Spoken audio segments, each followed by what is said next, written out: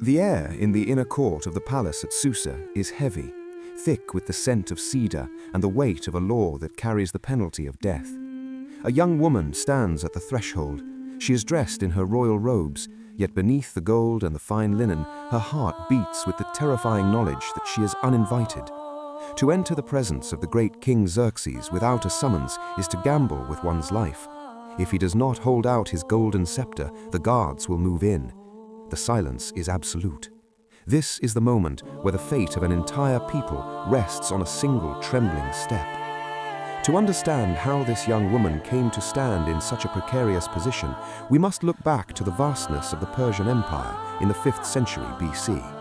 As we read in the opening chapter of the Book of Esther, King Xerxes ruled over 127 provinces, stretching from the borders of India to the edges of Ethiopia.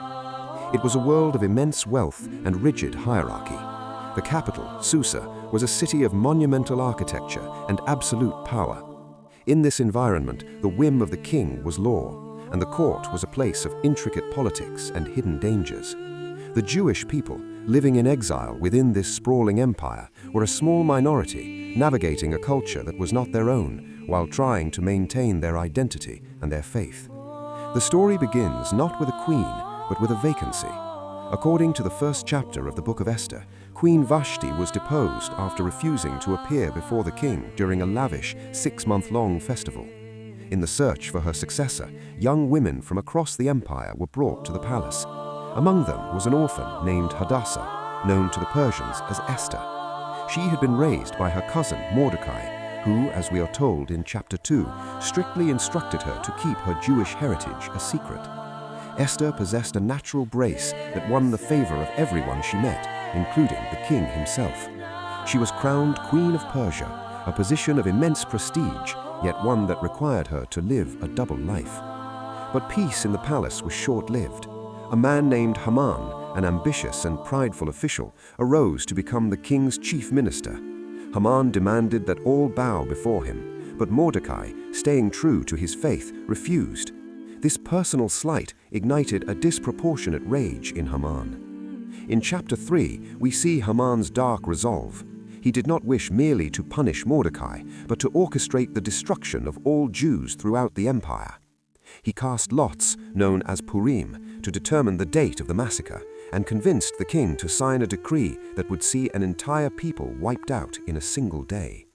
When Mordecai learned of the decree, he tore his clothes and put on sackcloth, mourning openly. The news eventually reached Esther within the safety of the harem.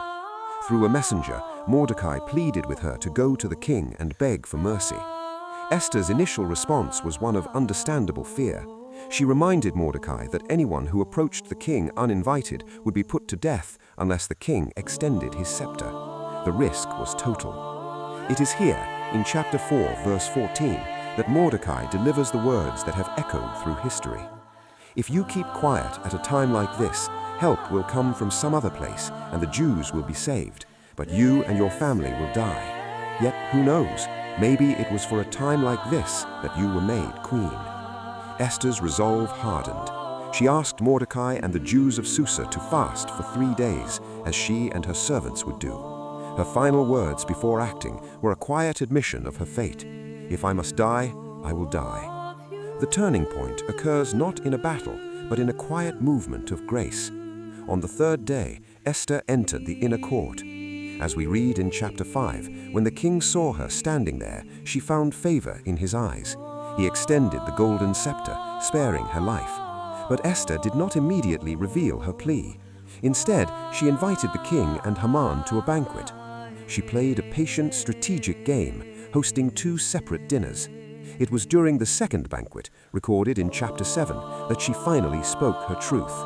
She revealed her identity and exposed Haman's plot, not just as a political move, but as a direct threat to her own life and the lives of her people. The king, incensed by Haman's treachery, ordered the minister to be executed on the very gallows Haman had built for Mordecai. The story of Esther is unique in the biblical record. Interestingly, the name of God is never explicitly mentioned in the entire book. Yet, for the historian and the seeker alike, the narrative is saturated with a sense of silent providence. The the idea that even when the divine seems absent, there is a purposeful unfolding of events. Esther's journey offers a profound meditation on courage. Often we mistake courage for the absence of fear, but Esther shows us that true courage is the ability to act in spite of it. She was a woman caught between two worlds, facing an absolute power with no guarantee of safety. Her story invites us to reflect on our own moments like lace. It suggests that history is not just a series of accidents, but a tapestry where individual choices, often made in fear and trembling, can change the course of many lives. Esther did not wait for the danger to vanish. She walked into the heart of it, discovering that her position was not just a privilege to be enjoyed, but a responsibility to be used for the good of others. It is a quiet, powerful reminder that sometimes the most significant historical shifts begin with a single person deciding that there is something more important than their own safety. If you enjoyed this story, consider liking the video and subscribing to the channel. There are many more stories from Scripture over Tea still to explore. You can also turn on notifications so you don't miss the next one. And if this story meant something to you, feel free to share it with someone else. Thank you for listening.